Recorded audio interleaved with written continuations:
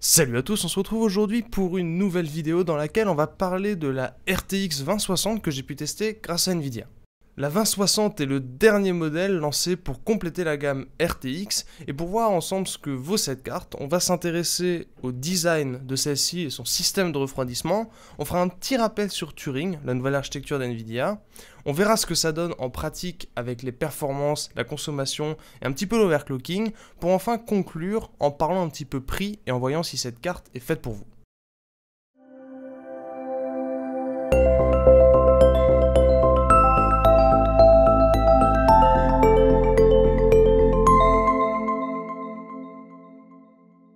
Comme pour les précédentes éditions Founders, on a ici un packaging très soigné et vous passerez clairement un bon moment en déballant la carte. Carte justement que nous allons regarder d'un petit peu plus près. Vous remarquerez directement que Nvidia a enfin délaissé le refroidissement blower fan qu'il y avait sur les précédentes Founders. On retrouve donc ici un système de refroidissement plus classique entre guillemets avec deux ventilateurs. Le design est juste super propre et emploie des matériaux premium, avec toute cette coque en aluminium. La backplate a aussi été soignée et l'ensemble offre un design sobre, symétrique que je trouve juste sublime. Le connecteur d'alimentation 8 pins a été déporté comme sur les autres RTX Founders, avec certains boîtiers ça vous permettra d'améliorer un petit peu votre game management. Au passage, la carte est super lourde, ce qui renforce vraiment ce côté haut de gamme. On peut dire en quelque sorte que c'est le MacBook de la carte graphique niveau design.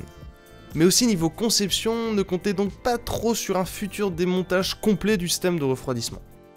Sous ce design épuré, on a un radiateur en aluminium avec une plaque de cuivre en contact avec le GPU depuis laquelle partent 3 caloducs. La chambre à vapeur n'est plus présente contrairement aux autres RTX Founders. La carte maintient de très bonnes températures et reste silencieuse en jeu avec un call wine tout à fait classique.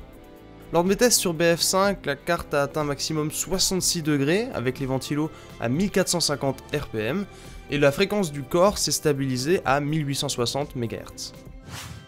Passons aux choses sérieuses avec le GPU. On est ici sur une puce Turing évidemment, dans sa version TU106. C'est la même puce que la 2070, mais avec 6 blocs SM en moins, et on est ici accompagné par 6 Go GDDR6 au lieu de 8 pour sa grande sœur. Alors la dernière vidéo que j'avais faite sur Turing était à chaud après le lancement en août dernier, on va donc faire un petit rappel sur cette nouvelle architecture. On a tout d'abord des unités de calcul plutôt classiques pour faire les rendus 3D, avec quand même une meilleure gestion du cache et d'autres améliorations qui vont être un petit peu trop longues à expliquer pour cette vidéo. Ce qu'il faut retenir, c'est que ça permet d'augmenter les perfs dans certains usages, et c'est toujours bon à prendre évidemment. Le fait de coupler ça en plus avec la mémoire vidéo plus rapide, la GDDR6, améliore encore les choses. À côté de ça, on a les fameux RT Core. J'en avais déjà parlé dans ma précédente vidéo, le ray tracing comme technique de rendu principal existe déjà depuis longtemps, mais a l'inconvénient d'être extrêmement gourmand. On pourrait faire du ray tracing avec des unités de calcul classiques qu'on trouve sur les GPU, mais le nombre d'images par seconde serait bien trop faible pour jouer. Avec l'ajout des RT Core à côté des unités de calcul plus classiques, Nvidia propose en fait un rendu hybride mélangeant rasterisation classique et ray tracing. On verra un peu plus tard ce que ça donne en termes de perf à l'heure actuelle. Pour compléter tout ça, on trouve les Tensor Core. J'étais un peu passé à côté d'eux dans ma vidéo sur Turing, après l'annonce par Nvidia, car la présentation était surtout axée sur le ray tracing et tout le monde a focus là-dessus. Si jamais vous étiez aussi passé à côté, ces Tensor Core ont été conçus pour être efficaces sur des opérations de deep learning ou d'intelligence artificielle, et on les a vus pour la première fois sur l'architecture Volta. La première techno annoncée par Nvidia pour utiliser les Tensor Core de l'architecture Turing en jeu, c'est le DLSS, le Deep Learning Super Sampling. D'autres usages des Tensor Core sont envisagés, et tout ça gravite autour de la technologie Nvidia NGX. Je vous mets des liens dans la description si jamais vous voulez en savoir plus. Pour revenir au DLSS, l'objectif est d'améliorer les perfs en conservant un rendu de qualité, comparé à un rendu plus classique avec du TAA, qui est une technique d'anti-aliasing assez courante maintenant. J'ai vu assez peu d'explications du DLSS, on va donc voir rapidement comment ça fonctionne. Dans un premier temps, Nvidia va en fait entraîner ses Tensor Core à l'intérieur de ses supercalculateurs. En simplifiant un peu, en fait ce qui se passe c'est qu'il y a des images de référence super samplées 64 fois qui sont générées, et sont donnés comme cible, ou comme résultat à atteindre si vous préférez, aux unités de Deep Learning pour qu'elles s'entraînent à atteindre ce résultat. Au début, ça va prendre du temps et demander des ressources importantes, mais une fois que cet entraînement entre guillemets est effectué, on peut le transmettre aux utilisateurs de cartes avec des Tensor Core. Avec ces informations, les Tensor Core pourront, avec un besoin en ressources finalement faibles, améliorer la qualité des images qu'on leur fournit. Par contre, attention, peu de monde en parle, mais le mode de DLSS qui est disponible dans les jeux actuellement fait en fait une mise à l'échelle, un upscaling, pour améliorer le nombre d'FPS. Cette mise à l'échelle est effectuée avec un coup de Deep Learning / IA pour améliorer fortement la qualité d'image. Ce qui va se passer, c'est qu'une image dans une résolution inférieure est générée par les unités de calcul plus traditionnelles avant d'être transmise au Tensor Core pour passer dans la résolution de votre écran. Ce qu'on voit sur Final Fantasy XV par exemple, c'est que le jeu est généré en 1440p avant de passer par les Tensor Core pour être affiché en 4K sur votre écran. On peut ainsi dans certains cas avoir un meilleur rendu qu'avec du TAA plus classique et dans le même temps gagner un bon paquet d'FPS. Le DLSS peut être utilisé sans upscaling, mais ça s'appelle du DLSS 2X. Le problème c'est que dans ce cas, la qualité d'image est certes encore meilleure, bien meilleure, mais l'impact sur les performances est très important, donc ça n'a pas vraiment d'intérêt pour le jeu. Si vous voulez aller plus loin, jetez un coup d'œil à la vidéo de Gamers Nexus, malheureusement en anglais, qui a testé en détail différents scénarios pour comparer la qualité et les performances du DLSS avec le TAA. Bon, tout ça c'est bien super sur le papier, mais ça donne quoi en pratique ?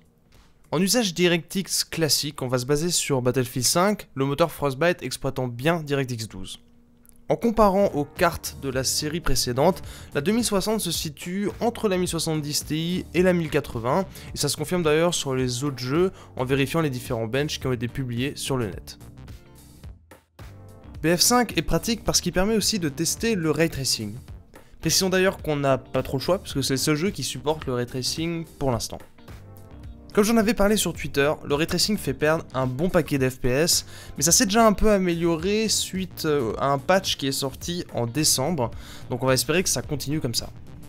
Battlefield n'est pour moi pas le meilleur exemple d'utilisation du ray tracing car les perfs sont hyper importantes pour un FPS multi. Je trouve qu'il aurait plus sa place dans un jeu solo pour améliorer l'immersion et le réalisme. On verra donc ce que ça donne sur Metro Exodus ou encore Tomb Raider une fois que le patch sera publié. Une mise à jour de BF va arriver prochainement pour intégrer aussi le DLSS, même en 1080p. D'après Nvidia, cela devrait permettre d'obtenir 88 FPS au lieu de 65 avec la 2060, le tout en 1080p avec le ray tracing activé en médium. On revient sur Final Fantasy XV pour voir ce que le DLSS donne en pratique grâce aux perfs que j'ai pu mesurer en utilisant le bench fourni par le développeur.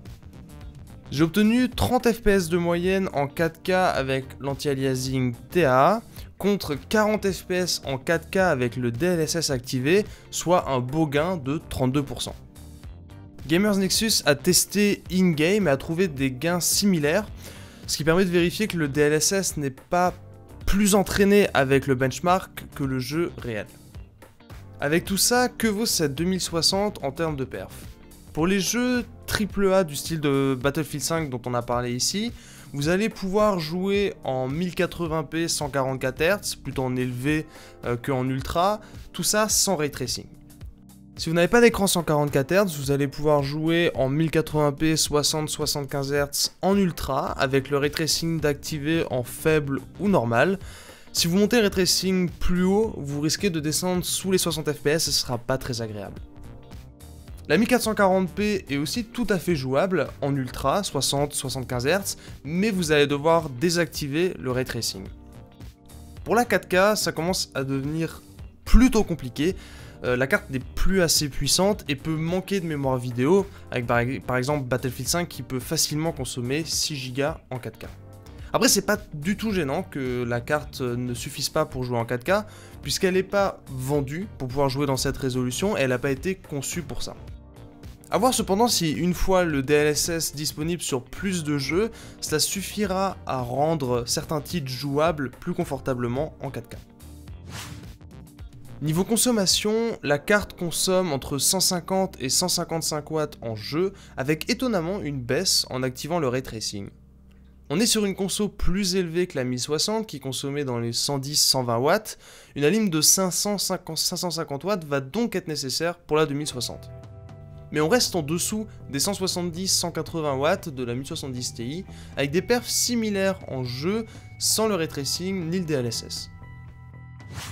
Si vous voulez overclocker, les éditions Founders sont équipées d'une puce A, donc une puce sélectionnée, ce qui va permettre de vous amuser un petit peu à overclocker ou utiliser un scan automatique pour l'overclocking. Évidemment, si vous voulez aller plus loin, partir sur un modèle custom avec un refroidissement plus conséquent et une phase d'alimentation surdimensionnée peut être intéressant. Cette vidéo est déjà plutôt longue, on va donc conclure en essayant de se demander s'il faut se ruer ou non sur cette RTX 2060. Déjà, le prix a son importance. J'en ai pas trop parlé, mais ici la Founders Edition est vendue 369 €. Et si on compare ça au précédent modèle de la gamme 60, qui est typiquement réservé au milieu de gamme, on retrouve le lancement de la 1060 6Go Founders Edition en 2016, qui avait été lancé à 320 €. Évidemment, au fil du temps, les prix baissent, mais ça permet de se faire une idée. Cette 2060 est donc plus chère au lancement que son équivalente sur la génération précédente, mais en échange, on a les nouvelles technologies dont on a parlé dans cette vidéo. Le truc, c'est que pour l'instant, peu de jeux exploitent ces nouvelles technos, et on a donc l'impression de payer plus cher sans pouvoir exploiter les RT et Tensor Core. Heureusement, la carte reste rentable face à la 1070 Ti et 1080 qu'elle remplace, et ce même sans utiliser le DLSS ou le ray tracing. Évidemment, Nvidia va pousser ces nouvelles technos, et si on reprend le cas du ray tracing, c'est aussi une techno qui est développée par Microsoft, donc ça devrait se généraliser dans pas mal de jeux. En fait, acheter une carte RTX maintenant, c'est faire le pari qu'Nvidia va réussir à exploiter efficacement sa nouvelle architecture Turing en combinant le rendu 3D classique avec l'exploitation des RT Core et des Tensor Core. A mon avis, là où la 2060 est intéressante, c'est si vous voulez monter un PC entre 1200 et 1400 €, tout en ayant la possibilité de profiter du ray tracing ou du DLSS. Dans le cas de l'upgrade, si vous avez une carte un peu ancienne, ça peut être intéressant aussi, mais il faudra faire attention à ne pas être limité par votre processeur ou votre mémoire vive. Finalement, le cas le moins intéressant si vous voulez faire un upgrade vers cette 2060, c'est si vous avez déjà une 1070 ou plus, et que vous comptez pas utiliser le ray tracing ou le DLSS. Dans tous les cas, j'espère que cette vidéo un peu plus longue que d'habitude vous aura plu. Si vous avez des questions, n'hésitez pas à me les poser dans les commentaires et on se retrouve très bientôt pour de nouvelles vidéos.